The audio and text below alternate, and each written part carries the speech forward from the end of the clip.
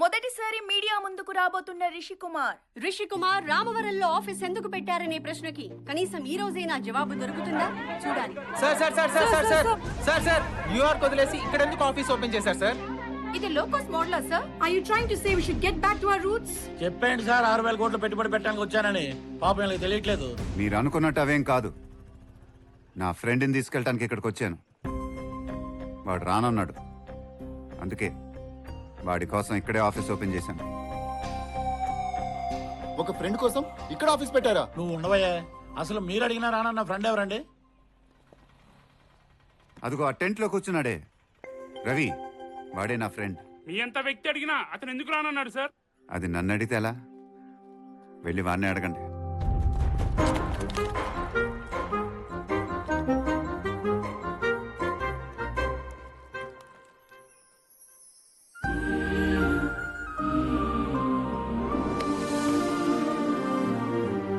వీడే సార్. ఏమయ్యా రవి అంటే నువ్వేనా? అవునండి. రిషి కుమార్ నీ ఫ్రెండా? ఏం సార్ ఉండకూడదా? అతను అమెరికా రమ్మంటే నువ్వు రానన్నావంట. అవునండి. నువ్వు ఆయనతో పాటు వెళ్ళన్నావనే ఆయన ఇక్కడ ఆఫీస్ ఓపెన్ చేశారంట కదా? అవునా సార్? మీరు చెప్తేగా నాకు తెలియదండి. ఆయనంతటి వ్యక్తి మిమ్మల్ని రమ్మంటే మీకు వెళ్ళాలని లేదా? అలాంటి అడిగితే వెళ్ళాలని ఎవరికి ఉండదండి. మరి ఎందుకు వెళ్ళలేదయ్యా? అంటే ఈ ఊరు ఇల్లు వదిలి వెళ్ళలేను కదండి. ఏమయ్యా, అమెరికా వెళ్లే వాళ్ళంతా ఊరు ఇల్లు వదిలిపెట్టే వెళ్తున్నారు కదా? అంటే మీరు తిరిగి వచ్చే లోపు మీ ఊరు ఇల్లు ఉండదంటే మీరు వెళ్తారా అండి? నేను మాత్రం వెళ్ళండి. ఈ ఊరు వదిలి అస్సలు వెళ్ళను. అయినా ఊరంటే 4 గోడలు, చెట్లు పుట్లండి దున్నేయటానికి. ఊరంటే కొన్ని ప్రాణాలు, ఇల్లంటే కొన్ని జ్ఞాపకాలు. నా ఊరు నా ఇల్లు అంటున్న రవిశంకర్, తన ప్రాణాలు పోయినా సరే రామవరాన్ని వదులుకోనంటున్న రవిశంకర్. కనీసం ఇప్పటికైనా రవిశంకర్ ఒంటరి పోరాటం ఫలిస్తుందా? 6 నెలలుగా అక్కడే దీక్ష చేస్తున్న రవిశంకర్ ని అక్కడ రవిగడి ఏ పని పాట లేకుండా టెంట్ లో కూర్చున్నాడు, మనకి ఏ పని లేక టీ కొట్లో కూర్చున్నాం. మరి మీడియా ఏంటారు మనల్ని కవర్ చేయకుండా ఆయన కవర్ చేస్తాడు. చంపేస్తాదవులారా. వాడు ఊరు కోసం అంత చేత ఉంటే మీరు మీ యదవనూరులో ఒరై ఇప్పటికైనా మన అందరం వాడి అంగమల్ల కూర్చోపోతే మన బతుకులకు అర్థం లేదురా. రండి. మినుగురు పురుగులు అణువంతైనా అడవిని సైతం వెలిగించైవా. జలచీమలు చిరుచిగురంతైనా బల సర్పమునే గెలిచైవా. చుక్కలు రేణువులంతే ఉన్నా నింగిన రంగులు పొంగించైవా. రెక్కలు ఇంతే పిసరంతైనా దిక్కులనే శాసించైవా. కొమ్మల చాటున కోయిల పాటే వేకువ బాటకు పిలుపే కాదా. నీ పిడికిలిలోని అలికిడి జగతికి మెలకువ పాఠంలా.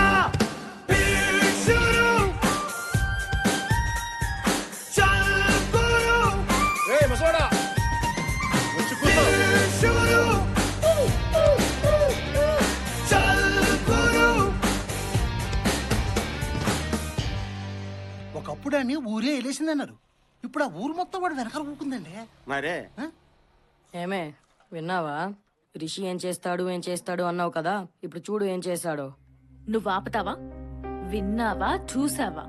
ఫస్ట్ వచ్చిన పని చూసుకో. అలాగే.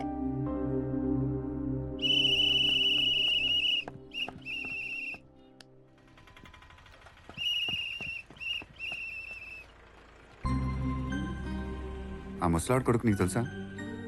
ఇక్కడే కదరా, కలిసే పెరిగాం. ఒకసారి ఆడికి ఫోన్ చేయొచ్చు కదా. ఈ ఊరు నుండి ఏ ఫోన్ వెళ్ళినా వాడు ఎత్తాడు, వాడు రాడు.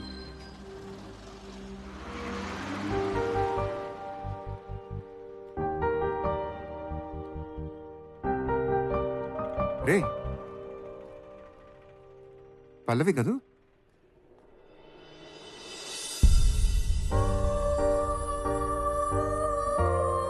వెళ్ళరా.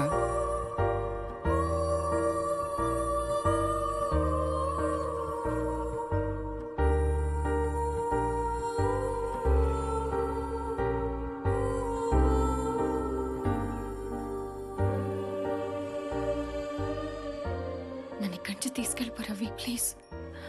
నీకు తెలుసు కదా పల్లవి, నేను ఈ ఊరు వదిలి రాలేనని. 2 రోజుల్లో నా ఎంగేజ్మెంట్. అదే జరిగితే నేను బతకను రవి. నీకెలా చెప్పను పల్లవి?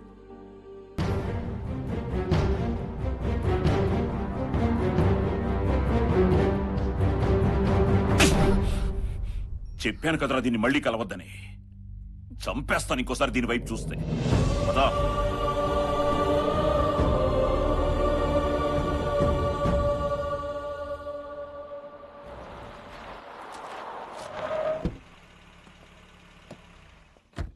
ఏంటి బాబు ఇలా వచ్చావు? ఏం లేదు సార్, ఊరు చూద్దామని వచ్చాను. మీరు కనపడ్డారు. ఏంటి రైస్ మిల్ పనిచేయట్లేదా? పంటలే లేనప్పుడు రైస్ మిల్ ఎక్కడ పనిచేస్తుంది? నాకు ఎప్పటి నుంచో డౌట్ సార్, ఈ వడ్లకి విలువ ఎక్కువ, బియ్యానికి విలువ ఎక్కువ? మార్కెట్లో అయితే బియ్యానికే విలువ ఎక్కువ, నా దృష్టిలో మాత్రం వడ్లకే విలువ ఎక్కువ. అదెలా సార్? ఈ వడ్లే లేకపోతే బియ్యం ఎక్కడి నుంచి వస్తుంది? ఒకప్పుడు ఈ రైస్ మిల్ మీదే ఆధారపడి ఉంటారు కదా సార్. దీంతోనే మీ కుటుంబాన్ని పోషించుంటారు. దీని మీద వచ్చిన సంపాదనతోనే మీ పిల్లల్ని చదివించుంటారు. ఇప్పుడు ఎందుకు పనికి రాకుండా పోయింది కదా? దీని మీద ప్రేమ చచ్చిపోయిందా? ఎందుకు చచ్చిపోద్ది? మరి వాడి మీద ఎందుకు సార్ చచ్చిపోయింది? అప్పుడు మీరు అనుకున్నట్టు ఇప్పుడు వాడు లేడనేగా. వాడేదో తప్పు చేశాడని కదా సార్ మీరందరూ వాడిని వెలేసింది. వాడు చేసిన తప్పుకి ప్రతిఫలం నేను సార్. ఇందాక మీరు అన్నారు కదా, ఈ వడ్లు లేకపోతే బియ్యం లేవని. వాడు లేకపోతే నేను లేను సార్. ప్రపంచం చూడకముందే వాడు నా గెలుపుని చూశాడు సార్. ఆ రోజు నా మీద పడిన నింద వాడి మీద వేసుకొని వాడి జీవితాన్ని నాకు ఇచ్చాడు సార్. దానివల్ల వాళ్ళ నాన్నను పోగొట్టుకున్నాడు, మీ నమ్మకాన్ని పోగొట్టుకున్నాడు. ఈరోజు వాడు ప్రేమించిన అమ్మాయిని కూడా పోగొట్టుకుంటున్నాడు. కానీ ఇప్పటి వరకు అలా ఎందుకు జరిగిందని మాత్రం ఎవరికి చెప్పలేదు సార్. అది సార్ వాడు నమ్మిన ఫ్రెండ్ కోసం ఎంత చేస్తే ఇంకా ప్రేమించిన అమ్మాయి కోసం ఎంత చేస్తాడు.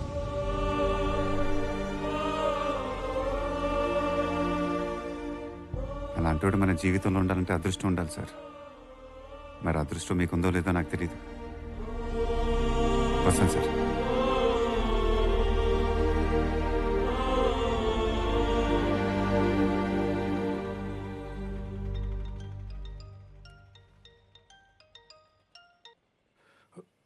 వద్దు పల్లవి, ఇంకెప్పుడు నాకు ఫోన్ చేయొద్దు.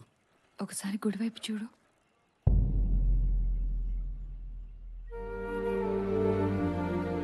ఏంటి పల్లవి ఇది? ఇది ఇక్కడతో టాపేద్దాం ప్లీజ్. వెళ్ళిపో.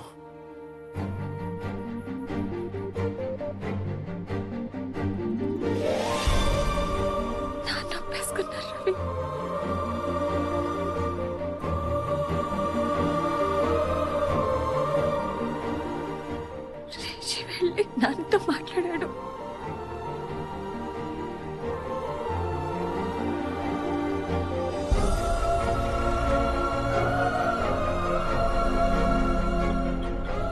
పూజ, పూజ, పూజ. ఆ రోజే చెప్పాను కదా పూజ, వాడు వచ్చాడంటే ఏదో చేస్తాడని. ఇది చేశాడు. పల్లవి నా లైఫ్లోనే ఉండదనుకున్నాను, తీసుకొచ్చి నా పక్కన నుంచో పెట్టాడు. అది పూజ, వాడంతే. ఇంకొక్కసారి వాడు నమ్మి చూడు పూజ, నీకే తెలుస్తుంది.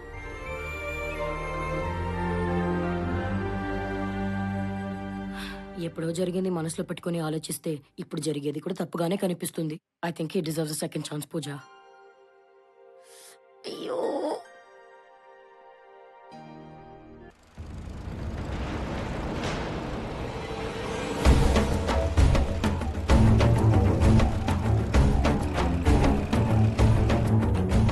ఆ సుబ్బారాయుడు గారు మళ్ళీ మనుషులు వేసుకొస్తున్నారా? ఏసేయాలా కొడుకుల్ని? ఏం చూస్తున్నారా? లేకండి.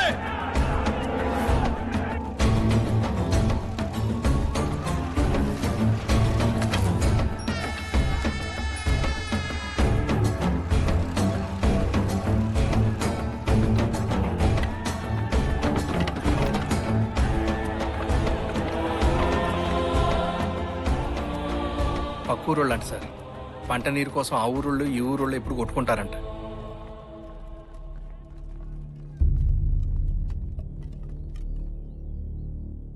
ఇన్నేళ్లు బతకడానికి మనలో మనం కొట్టుకున్నాం. ఇప్పుడు మన బతుకుల మీద కొట్టడానికి ఒకడు వచ్చాడు. ఇన్ని రోజులు మేం చేతగాని వాళ్ళ చేతులు కట్టు కూర్చున్నాం. కానీ నువ్వు ఒక్కడివే గొంతెత్తేర్చావు, ఎదురు నిలబడ్డావు. నువ్వు ఒప్పుకుంటే నీ వెనక మేముంటాం. ఇప్పటి నుండి ఈ ఉద్యమం మన అందరిది.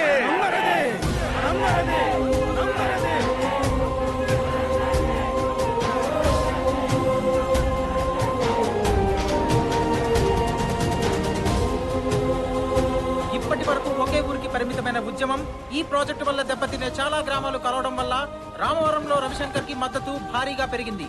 ఇప్పుడు ప్రభుత్వం మద్దతు ఎవరికి? ప్రజలకా లేక వివేక్ మిట్టల్ కా? సార్, సెంట్రల్ మినిస్టర్ మూర్తి గారి దగ్గర నుంచి కాల్.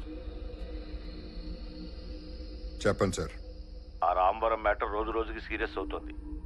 విషయం పెద్ద అయిందాక వెళ్ళక ముందే కొంచెం జాగ్రత్తగా హ్యాండిల్ చేయండి, లేకపోతే టోటల్ ప్రాజెక్టు ప్రాబ్లంలో పడుతుంది.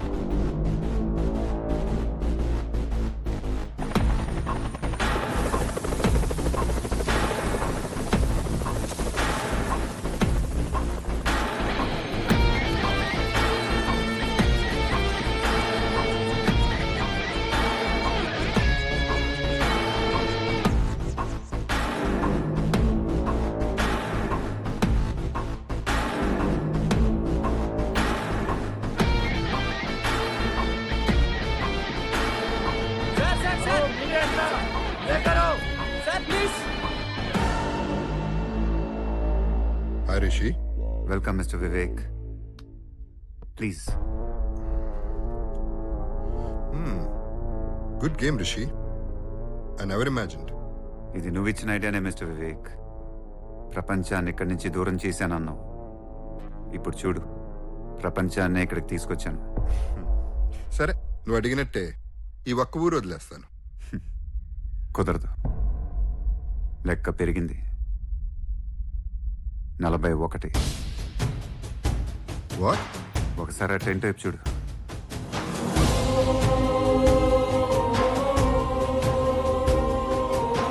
ఆ రోజు టెంట్లో వాడొక్కడే కూర్చున్నాడన్నావు. ఇప్పుడు చూడు, వాడు వెనక ఎంతమంది ఉన్నారు. ఇప్పుడు వాళ్ళందరి కోసం అడుగుతున్నా. లెక్క పెరక్క ముందే 41 ఊళ్ళు. వదిలేయ్. ఇంపాసిబుల్. కుదరదు. ఒకసారి ఏసీ రూమ్లో కూర్చొని కుదరదన్నావు. వచ్చి చెట్టు కింద కూర్చున్నావు. ఈసారి కుదరదంటే ఎక్కడికి వెళ్ళి కూర్చుంటావో నువ్వే ఆలోచించు. ఇప్పటిదాకా ఓడిపోతాననే భయంతో గెలవాలనిపించేది. మొదటిసారి గెలుపు మీద ఇష్టంతో గెలవాలనిపిస్తుంది. థ్యాంక్ యూ మిస్టర్ వివేక్, నా భయాన్ని ఇష్టంగా మార్చినందుకు. It was nice meeting you again Rishi. నేను వచ్చేది రిషి కుమార్తో 6,000 కోట్లు డీల్ మాట్లాడటానుగా, లేకపోతే ఊరి సమస్య గురించి మాట్లాడటానుగా? ఏదో ఒకటి చెప్పండి సార్, బ్రేకింగ్ న్యూస్ చేసుకుంటాం. సార్ వస్తున్నాడు, బ్రేకింగ్ న్యూస్ రెడీ చేయండి.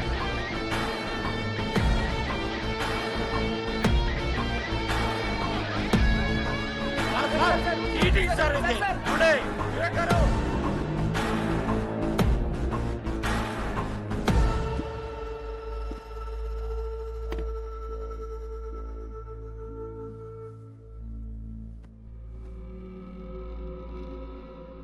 I'm really sorry.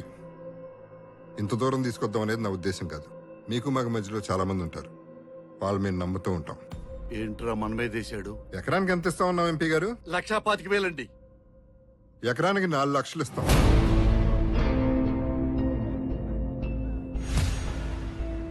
మీరిచ్చే భూమికి బదులు భూమి, ఇంటికి బదులు ఇల్లు, ప్రాజెక్ట్ స్టార్ట్ అయిన తర్వాత ప్రతి ఇంటికి ఒక జాబ్. వీడు సూట్ వేసుకున్న శకునిట.